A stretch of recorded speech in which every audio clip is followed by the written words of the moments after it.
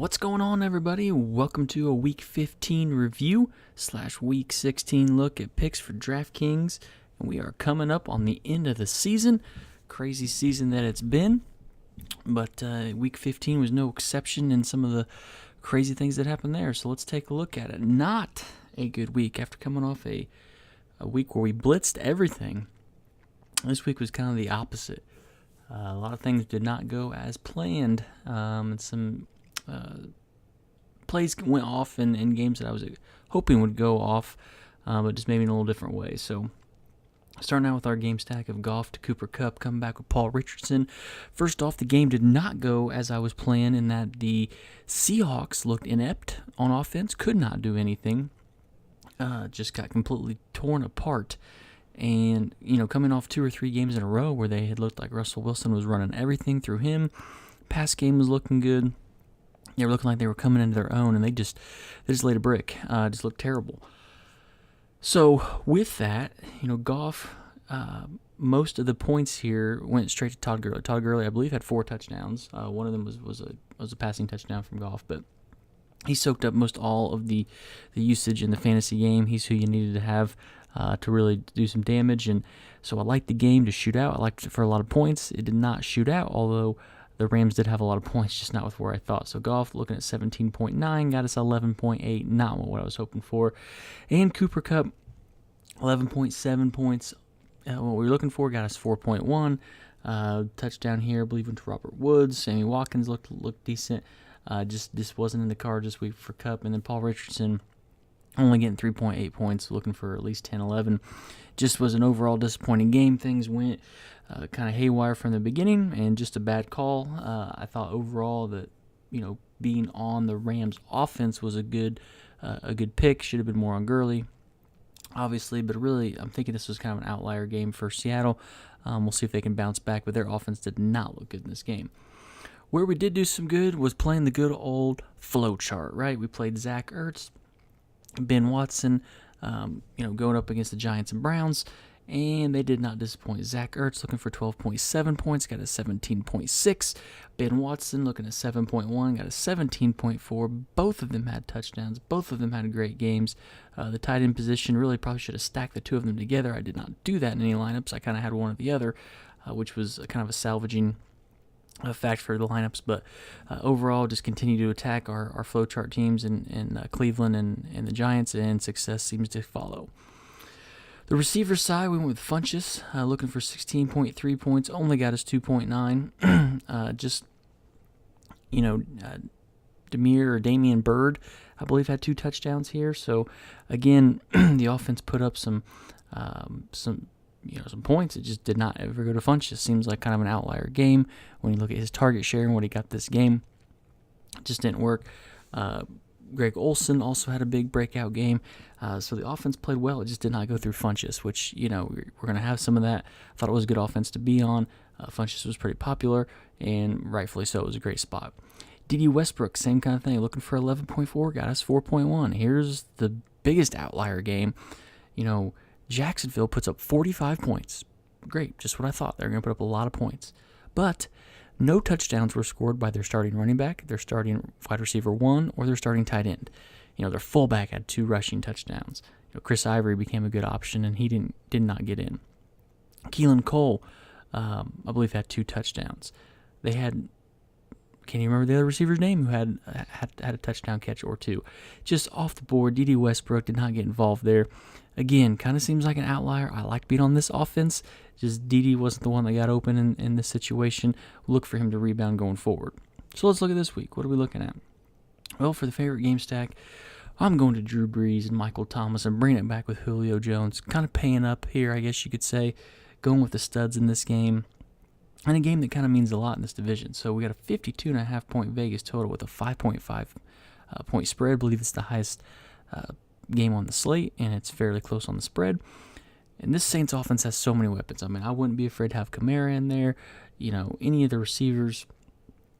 It's a good spot to be in and to attack, especially at home on that fast track. And Thomas here, Michael Thomas's targets just continue to be unreal. I mean, 11 targets last week, caught a touchdown. Before that, 14, 9, 8, 11, 10, 11. Just continues to get pretty close to double-digit targets every single week. We're going to take that. Drew Brees has not been the Drew Brees of old. That's because the running game has been so good. But if you're going to get, double-digit targets from Drew Brees every game, it's a good spot to be in. You're probably going to have success more often than not, which Michael Thomas has. Plus, this Atlanta defense special teams continues to give up just large amounts of DK points to wide receivers. You can see here all the red that they've given up in terms of how many points to the position. So Atlanta is giving up points. We've got a high total here. We're at home with the Saints. Just love this position. Michael Thomas and Drew Brees are syncing up here at the end of the year, and it's someplace that I want to be in attack. Also, Drew Brees has just 3 passing touchdowns in a single game once this season, which is very rare. But again, with Kamara and Ingram running a lot of these in, I wouldn't be surprised if one or both of them have some touchdowns. But I'm banking on the fact that Brees is going to have, a 3 plus touchdown game. And this feels like the one that it could do it because Atlanta is no slouch on offense on the other side, so they're going to continue to keep up, hopefully. And hopefully Drew Brees is really involved in most of the touchdowns that they score. So Julio is kind of coming off 3 subpar games, but look at his volume. 8 targets, 11, 6. He just hasn't had the touchdowns, nor has he had really the yards, except for when he had 98 yards, but in the catches. It's been kind of inefficient. So, prior to that, he had that explosion game that we were on. And this feels like a spot where maybe he can get back to, maybe not the explosion game, but, be more efficient with his 8 to 10 targets, maybe get over 100 yards, and hopefully get into the box for a touchdown. And that's because the Saints' defense has some injuries in both the secondary and their pass rush. The Saints' defense has been excellent this year, but they've had injuries that have slowed them down a little bit. And so with that, we want to take advantage. Both teams have a lot to play for, and it's a divisional game. Julio did not have the best game in the first time out against the Saints. However, Mohamed Sanu did. So, I think if people were looking at box scores, maybe I want to go back to Sanu. But looking at Julio, even though he didn't have a good game, he still had targets in that game. He's been a little inefficient. I feel like Atlanta maybe can kind of churn together here. They've got Devontae Freeman back. They've got some good weapons. Again, that means a lot. And I just like this position being, in New Orleans in that fast track. If we can go back to the Coors Field of fantasy football, both sides, I think, here have a lot of opportunity to score touchdowns, and we're going to go on the studs on this game. So let's look at some tight ends. A little bit of a different week. Number 1 off the board here, looking at Antonio Gates. So this game has a 42.5-point Vegas total with a 6.5-point spread. The big thing here is Hunter Henry got placed on IR with like a lacerated spleen. Does not sound fun at all. Here's a guy in Henry who's been huge the last part of the season. He's been targeted a lot. He's been athletic. He's been great. But here comes Antonio Gates.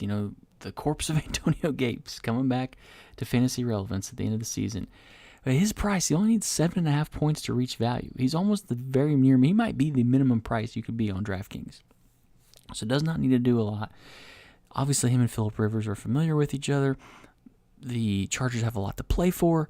I think a lot of players in this pass-catching offense can get targeted, but why not Antonio Gates at a cheap price coming into a week where we didn't expect to have this value? And the New York defense has given up points all year. Just look at their last few games, 31, 23, 31, 35. They've been giving up a lot of points in general to their opponents. They have been pretty good against the tight end, but this is strictly a price play, right? He's so cheap. He doesn't have to do a lot to reach value, and we're going against a team that's giving up points. I'm going to take the risk here, put Antonio Gates in some lineups, and hope that he can get there with just his catches, and if he catches a touchdown, he's going to smash value with where he's at. The other side I'm looking at is Ricky Seals-Jones, a guy who's been a hot topic but continues to get in good matchups. We've got a 40-point Vegas total with a 3.5-point spread, so a closer game. And after crushing last week with flowchart plays, right, we just actually crushed the tight end position. Here we go again because he's playing the Giants. So Jermaine Gresham, also questionable, didn't play last week's probably out. Ricky Seals-Jones has been a thing the last 4 or 5 games, getting some targets.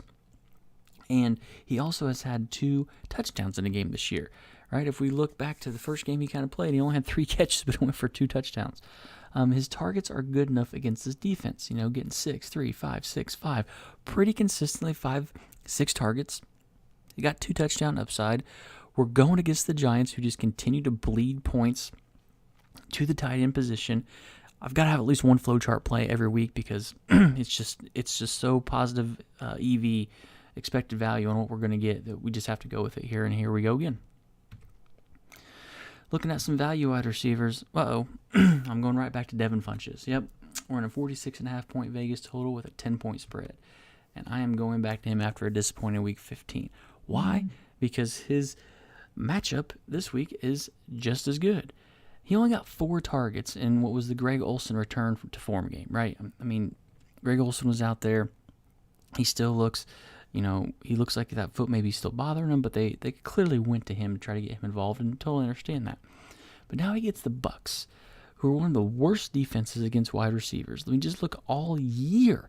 Just bleeding points to the wide receiver position over and over again. I've targeted the Bucs many times this year. It's been led to great success, and I see no reason why we shouldn't do that again today. Now, ownership is going to be lower due to last week. Again, what I feel was an anomaly. You had Bird catching a couple touchdowns. You had Olsen out there doing a lot of things. Funchess was kind of the forgotten man. We're going against maybe even a better matchup here for him. Cannot have recency bias. You just can't. We cannot look at that. He was in a good matchup last week. I think that was an anomaly. And so we're going to go right back to him this week. And as you saw, I'm going right back to D.D. Westbrook again. I'm not even changing my picks for wide receivers because I think they're both such anomalies. We got a 42-point Vegas total with a 4-point spread. Again, D.D. killed me last week. He killed a lot of people. He was fairly popular for, some sharp people were on him. But I just feel like that game was an outlier. Again, they scored 45 points. And no one scored from the wide receiver 1, tight end 1, or running back 1 position. That is just completely obscene, completely absurd, and not something that we're going to continue to see. And now they get to go against the woeful 49ers defense, special teams, which is another great matchup. So you got 2 guys who disappointed last week, and now they both get equally, if not better, matchups this week. And if this year has taught us anything, it's the year of the troll touchdowns or performances, meaning chalk players or players that we were on in the previous week who we did poorly that next week come out and hit, a touchdown, 100 yards, 10 catches, something crazy. And I'm going back to both these guys. They're both in good matchups. I like them both as players, and I'm not going to let, 1 week where we got it wrong, even though the offenses scored points, they weren't necessarily a part of it. We cannot let that recency bias get us, get our mind clouded. So I'm going right back to him.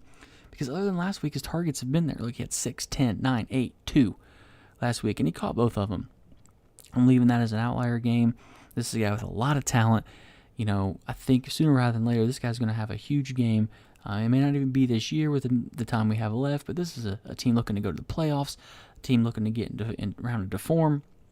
Their defense is playing great. Their offense is going to, continue to get better, and I think D.D. Westbrook is a big, big part of that. So I also don't see Keelan Cole getting 2 touchdowns again. That was a big thing, right? I mean, sure, he's got some speed. He's a decent player, but I really think D.D. Westbrook is the one who's going to break out here before the end of the year. So that's it. Those are the picks for Week 16. Good luck to everyone playing this week. We've got some unique slates with Christmas, the holiday season going on this weekend. Hope everybody gets to spend time with their families, has a great holiday season. We'll be back here next week reviewing these picks for Week 16 and looking at the final week of the regular season, Week 17. So once again, appreciate everybody watching. Like, comment, subscribe here on YouTube. You can follow me anytime on Twitter @MPlanup. Appreciate everyone's views, and we'll see you next week.